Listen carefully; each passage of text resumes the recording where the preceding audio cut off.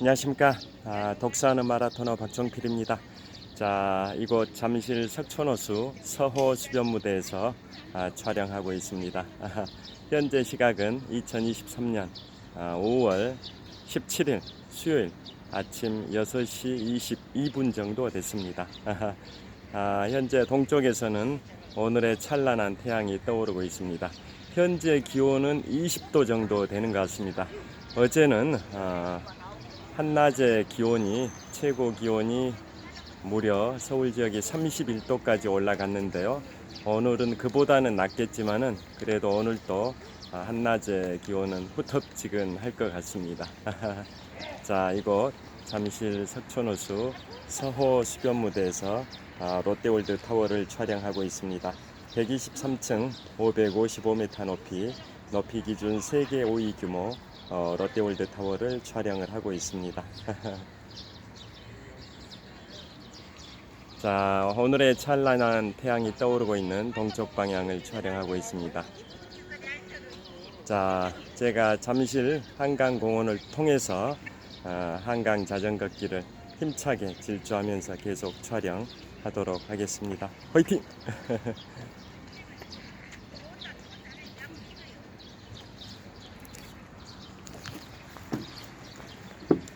제 자전거를 세워둔 곳입니다.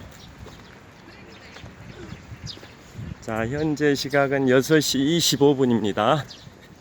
자, 로즈 장미가 활짝 피어 있습니다. 로즈 장미입니다. 장미꽃이 만발한 이곳 잠실 석촌호수 서호 수변무대입니다.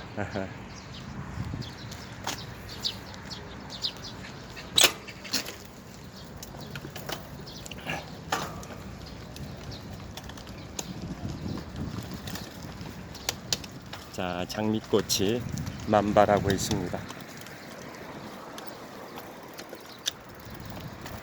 자, 오늘은 지금부터 200여 년 전 유럽 대륙을 뒤흔들었던 나폴레옹 보나파르트의 그 엘바섬 유배와 탈출에 관하여 말씀드리겠습니다. 자, 엘바섬 유배와 탈출 과정입니다. 마곡 땡겼었거든요.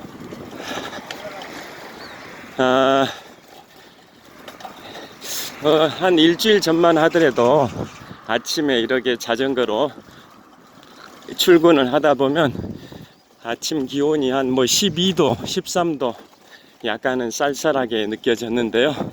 지금은 한 20도 정도 되다 보니까 전혀 그런 느낌이 안 듭니다. 반팔을 입고 나오는 분들도 꽤 많이 보입니다. 자, 신호가 딱 잘 맞아 떨어집니다. 지금 좌회전 신호에 따라서 움직이겠습니다. 자, 잠실벌의 아파트 숲들입니다. 자, 잠실벌의 아파트 숲들, 왼쪽이 레이크 팰리스 아파트고요. 정면이 트리지움 아파트고, 오른쪽이 갤러리 아파트입니다. 자, 왼쪽이 주공 4단지가 재건축된 레이크 팰리스, 정면이 주공 3단지가 재건축된 트리지움, 그리고 오른쪽이 갤러리 아파트입니다. 잠실벌의 아파트들이 아파트 숲을 이루고 있습니다. 자, 나폴레옹의 엘바섬 유배와 탈출 과정을 주제로 오늘은 말씀을 드리도록 하겠습니다. 자, 나폴레옹이 1812년 러시아 원정 실패, 1813년 라이프치 전투 패배 이후에 나폴레옹이 실각을 하게 됩니다. 그래서 사후 수습을 위해서 조약이 체결되는데요. 조약의 당사 국가는 프랑스 제국과 제6차 대프랑스 동맹국 사이에서 퐁텐블로 조약이 체결됩니다. 그 조약이 체결된 시점이 1814년 4월 16일입니다. 퐁텐블로 조약. 그 1814년 4월 6일은 공교롭게 세월호 침몰 사고가 발생되기 정확하게 200년 전입니다. 1814년 4월 16일로부터 정확하게 200년 후인 2014년 4월 16일에 너무나도 안타까운 사고인 세월호 침몰 사고가 발생이 됐는데요. 여하튼 퐁텐블로 조약을 통해서 나폴레옹을 어떻게 처리할지 유럽을 약 15년 동안 뒤흔들었던 나폴레옹을 어떻게 처리할지에 관한 내용을 담고 있는 조약이 퐁텐블로 조약입니다. 자, 이것도 잠실벌의 아파트의 숲들입니다. 자, 제가 북서쪽 방향을 촬영하고 있는데요. 정면에 보이는 아파트 단지가 주공 2단지가 재건축된 리센츠입니다. 리센츠. 그 다음에 지금 서쪽 방향 비추고 있는데요. 리센츠 너머로 서쪽에가 주공 1단지가 재건축된 엘츠가 있고, 또 그 서쪽으로는 잠실 종합운동장이 있습니다. 자, 그래서 나폴레옹을 어떻게 처리할 것인지 퐁텐블로 조약에서 정하기를, 처음에는 지중해의 샤르데냐 국가의 국왕으로 보낼지, 아니면 그보다는 낮은 나폴레옹이 출생했던 코르시카 섬의 영주로 보낼지, 아니면은 어떻게 할지 고민하다가 결국은 엘바섬의 소영주로 보내게 됐습니다. 엘바섬의 소영주로. 그러니까 지중해 주변의 그 섬들이, 샤르데냐는 섬이 커가지고 샤르데냐 하나의 나라입니다. 샤르데냐 왕국의 국왕으로 보낼지, 아니면 그보단 좀 낮은 나폴레옹이 태어났던 코르시카 섬의 영주로 보낼지, 아니면은 엘바섬의 소영주로 보낼지 고민을 하다가 가장 낮은, 가장 좁은 면적의 엘바섬의 소영주로 보내는 것으로 결론을 내리고 나폴레옹을 엘바섬으로 이제 압송을 하기 시작을 합니다. 자, 조건은 뭐냐면 프랑스라는 나라에서 나폴레옹에게 200만 프랑의 연금을 지급한다 라는 조건을 달았었습니다. 그래서 이제 압송이 시작되는데, 압송이 시작되기 직전에 나폴레옹이 마지막 자신의 근위대와 작별식을 합니다. 그때 나폴레옹이 근위대의 대원들에게 이렇게 약속을 합니다. 바이올렛 꽃이 만발할 때 다시 돌아오겠다. 다시 돌아오겠다. 바이올렛 꽃이 만발할 때 나는 다시 돌아오겠다 라고 자신의 근위대원들에게 약속을 하고, 엘바섬에 들어간 때가 1814년 5월 4일에 들어갔고, 거기에서 약 10개월 정도 유배 생활을 하다가 드디어 1815년 2월 26일에 탈출을 합니다. 1815년 2월 26일. 그러니까 엘바섬에 머물렀던 기간이 약 10개월인데요. 1814년 5월 4일부터 이듬해인 1815년 2월 26일까지 약 10개월 동안 엘바섬에 유배가 됐었습니다. 그런데 거기에 있는 동안에 당초 퐁텐블로 조약에 의하면 나폴레옹에게 200만 프랑의 연금을 지급하기로 약속을 했었는데, 그게 전혀 지급이 되지 않고 자신의 후처인 마리 루이즈와 그 다음에 자신의 아들 나폴레옹 2세가 유배지인 엘바섬에 같이 가는 것으로 알고 있었는데, 그것도 이행이 안 됩니다. 그래서 나폴레옹의 불만이 폭발을 해버립니다. 자, 그리고 그 당시에 프랑스의 나폴레옹 실가구에는 루이 18세가 왕정으로 다시 복고를 하게 되는데요. 루이 18세는 루이 15세의 손자이자 프랑스 대혁명 때 처형됐던 루이 16세의 친동생이기도 합니다. 그 루이 18세가 왕정 복고가 이루어졌는데요. 정치적 혼란을 제대로 수습을 못했습니다.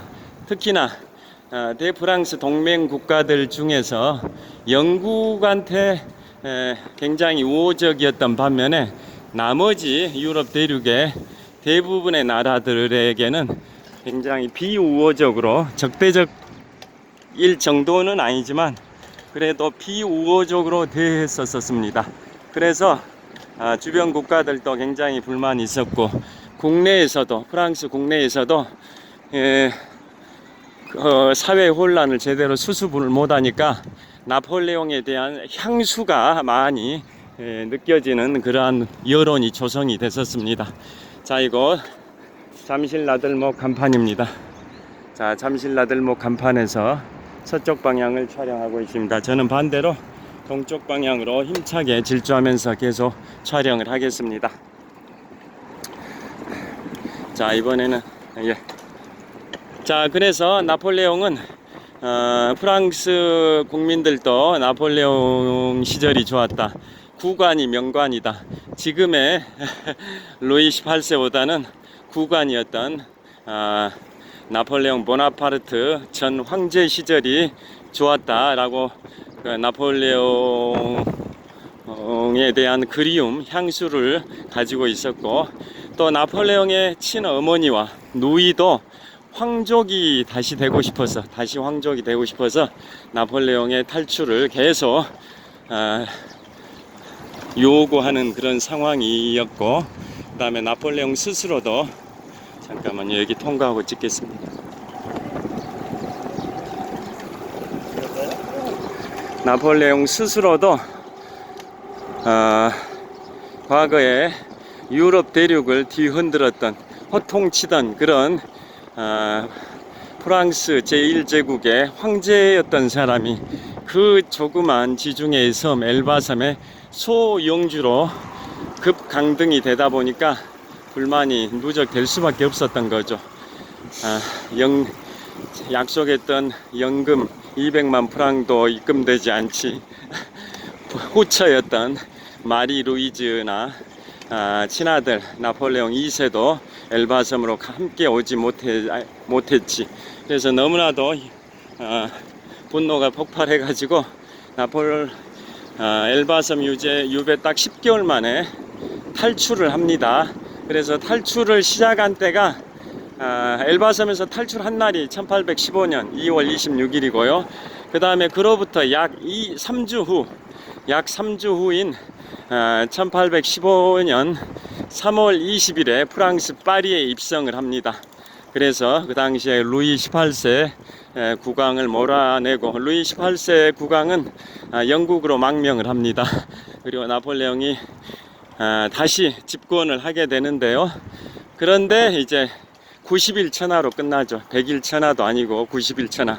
즉 1815년 3월 20일에 다시 황제로 돌아오는데, 그로부터 딱 90일 후인 1815년 6월 4일부터 6월 7일까지 있었던 그 유명한 전투 워털루 전투에서 영국의 아서 웰즐리 웰링턴 공작과 프로이센 연합국에게 프랑스의 나폴레옹군이 패배함으로써 나폴레옹이 완전히 몰락을 하고, 그 다음에는 이제 나폴레옹이 1815년 10월 15일부터 1821년 5월 5일까지 5년 반 동안 최후를 보냈던 남대서양의 적도 아래에 있는 외로운 섬 세인트 헬레나로 유배돼서 그곳에서 5년 반 정도 쓸쓸하게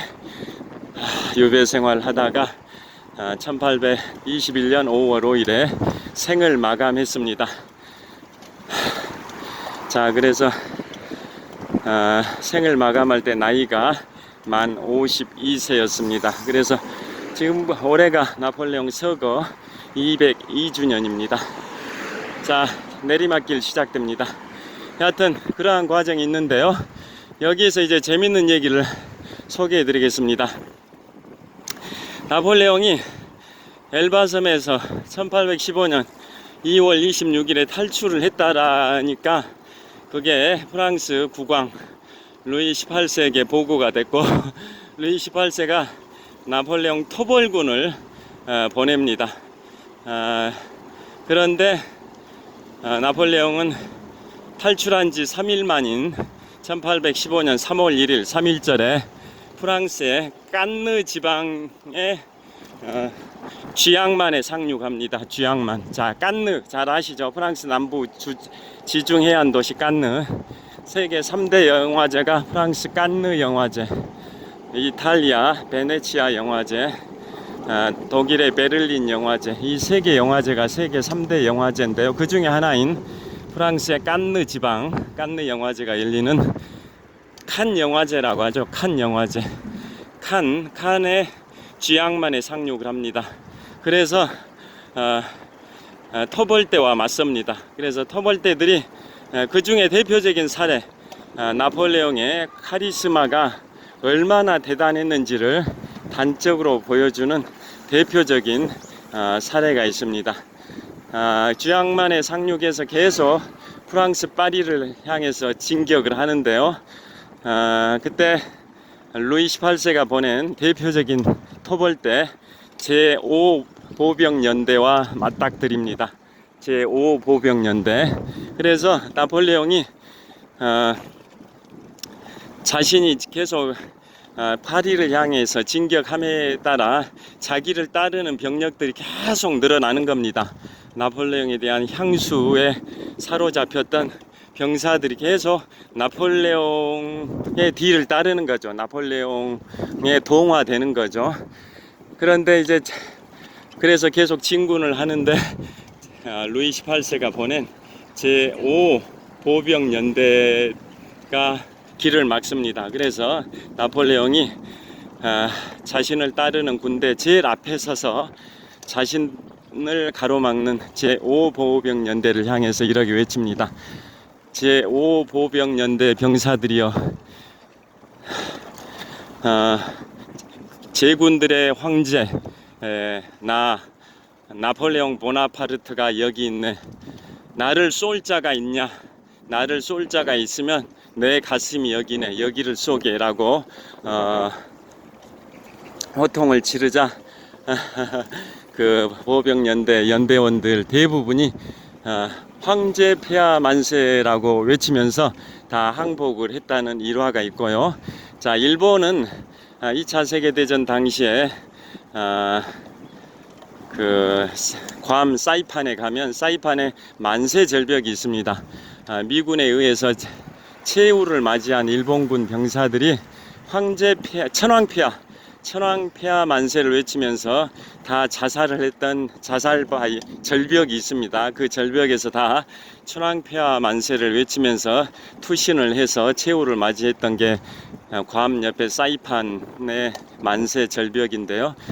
일본에서는 천황폐하 만세를 덴노 헤이카 반자이라고 합니다. 덴노 헤이카 반자이, 천황폐하 만세라고 하는데, 그거하고 비슷하게 나폴레옹이 그렇게 제5보병연대와 맞닥뜨렸을 때 그 연대원들이 결국은 황제 폐하 만세하면서도 만세를 외치면서 모두 나폴레옹군에 합류를 했었고, 마지막으로 연대장만 남아 있습니다. 홀로. 그래서 나폴레옹이 연대장 무슈 레자르 대령 앞에 다가가서 무슈 레자 이렇게 말을 합니다. 무슈 레자르, 나는 자네를 잘 알고 있네. 자네를 대령으로 진급시킨 사람이 누구인가? 라고 물으니까 무슈 레자르 연대장 대령은 폐하이십니다. 그러니까 나폴레옹이 다시 묻습니다. 그러면 그 전에 자네를 중령으로 진급시킨 사람이 누구인가? 라고 다시 묻습니다. 그러니까 역시 폐하이십니다 라고 답을 하니까 나폴레옹이 그런데도 짐의 앞길을 가로막는가 라고 하니까 무슈 레자르 연대장 대령이 항복을 했다라는 유명한 일화가 있고, 결국은 그렇게 진군해 가지고 3월 20일 1815년 3월 20일에 프랑스 파리에 입성해서 루이 18세를 몰아내고 다시 재집권한 그 시기에 초봄이죠. 초봄에 바이올렛 꽃이 프랑스 전역에 만발을 했습니다. 바이올렛 꽃이. 그러니까 10개월 전인 1814년 5월 4일 엘바섬에 유배에 들어가기 직전에 근위대와 작별, 이별식을 할 때 나폴레옹이 공언했던 것처럼, 약속했던 것처럼 바이올렛 꽃이 만발할 때 나는 돌아오겠다라고 근위대 대원들한테 얘기를 했는데요. 그게 10개월 후인 1815년 3월 20일에 나폴레옹이 파리 입성에 성공함으로써 그 약속을 지킨 셈입니다. 그게 바로 단적으로 나폴레옹의 카리스마를 보여주는 그런 대표적 사례고요. 그런데 또 여기서 재밌는 얘기가 있습니다. 1789년 7월 14일 프랑스 대혁명이 일어나고 그로부터 4개월 후인 1789년 11월 24일에 창간됐던 언론이 하나 있습니다. 그 언론사 신문 이름이 더 모니테르 유니버셜입니다. 더 모니테르 유니버셜, 신문사 이름이 그렇습니다. 더 모니테르 유니버셜은 나폴레옹이 엘바섬에서 탈출해서 프랑스 파리에 입성하기까지 3주가 소요됐는데요. 그 3주의 그 나폴레옹의 진군 과정을 아주 적나라하게 묘사한 게 너무나도 아첨하고 정부에 비굴하게 아부하는 그런 언론의 상징적 언론으로 역사에 기록되어 있는 게 바로 더 모니테르 유니버셜이라는 언론인데요. 어떤 식이냐면 처음에 나폴레옹이 엘바섬을 탈출했을 때는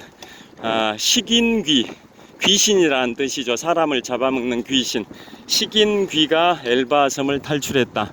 그 다음에 깐느 지역에 쥐앙만에 상륙하니까 괴물이 쥐앙만에 상륙했다. 그 다음에 계속 파리를 향해서 진군을 하니까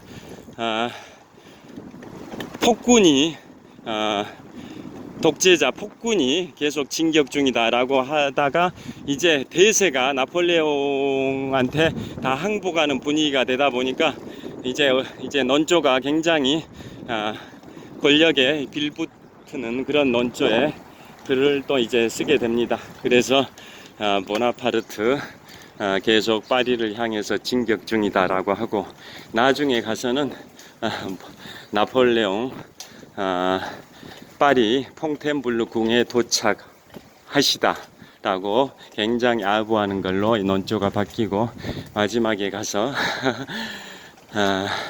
루이 18세를 몰아내고 나폴레옹 황제로 다시 즉위를 하자. 이제 아첨 아부의 가장 하이라이트에 해당되는 이런 표현을 씁니다. 나폴레옹 보나파르트 황제 충성스러운 신하들과 함께 틸르니 궁궐에 납시였다. 이런 식으로 처음에는 식인귀, 괴물, 폭군, 독재자 라는 식으로 나폴레옹을 묘사하다가 나중에는 나폴레옹, 그 다음에 보나파르트, 그 다음에 나폴레옹 황제, 그 다음에 마지막은 가장 활용점종으로 나폴레옹 보나파르트 황제께서 충성스러운 신하들과 함께 틸르니 궁에 납시였다 라는 식으로 극찬에 가깝게 아부를 하는 그러한 논조로 그 내용들이 변천이 됐습니다. 자, 그래서 나폴레옹은 그 언론사 이름이 프랑스 대혁명으로부터 4개월 후인 1789년 11월 24일에 창간됐던 르 모니테르 유니버셜입니다.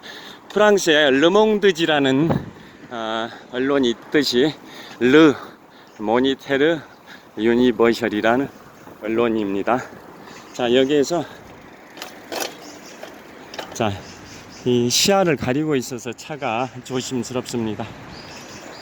자, 그런 식으로 그래서 그 르 모니테르 유니버셜이라는 아부를 잘하는 그 언론은 나중에 정부 기관지가 됐다가 나중에 관보에 흡수 통합이 되는 그러한 역사를 갖고 있습니다.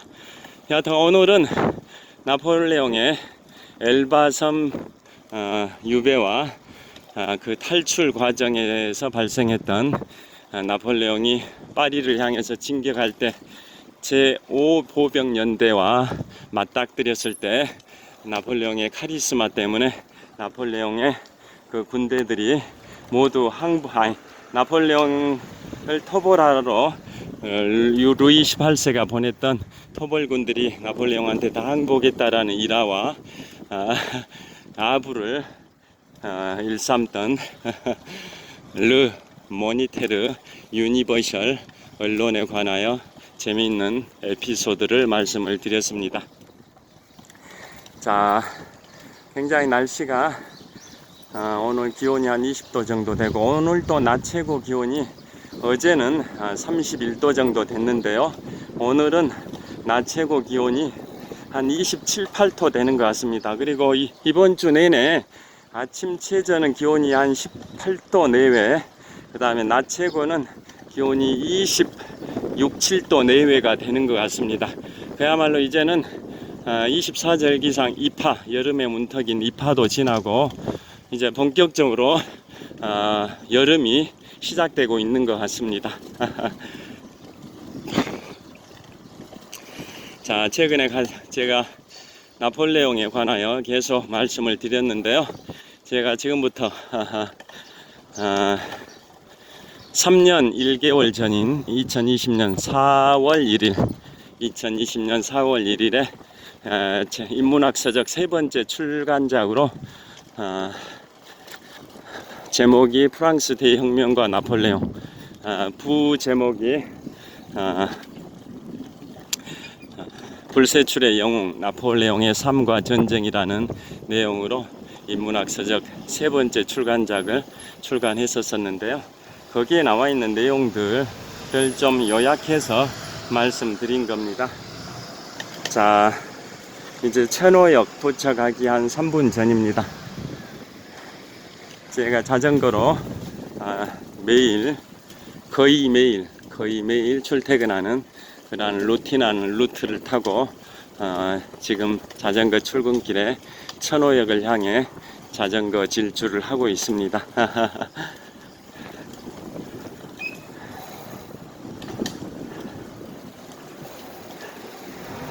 자, 여기에서 이제 마무리. 횡단보도 아직 신호가 안 됐습니다.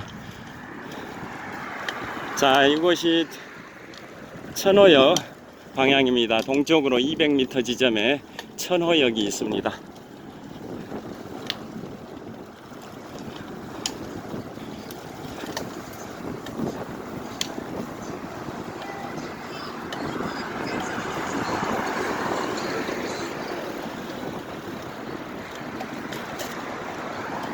자, 이제 하절기 건강관리에 각별히 유의하셔야 할 시즌이 됐습니다. 자, 이곳에서 마무리하겠습니다. 자, 횡단보도 신호가 또 파란불로 바뀌었습니다. 신호를 건너도록 하겠습니다. 자, 이 전방 100m 지점 동쪽 방향인데요. 전방 100m 지점에 천호역이 있습니다. 저기 천호역 사거리에서 동쪽으로 약 한 2, 3km 가면 암사동 선사유적지도 있습니다. 선사시대 유적지 강동구, 서울시 강동구 암사동에 선사유적지가 전방 한 2, 3km 거리에 있습니다. 자, 천호역 사거리 도착했고 천호역 8번 출구입니다. 여기에 주차를 해 두겠습니다.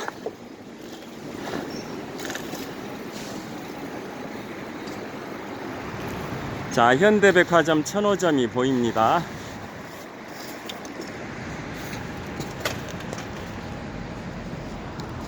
안녕하십니까. 독사하는 마라토너 박종필입니다.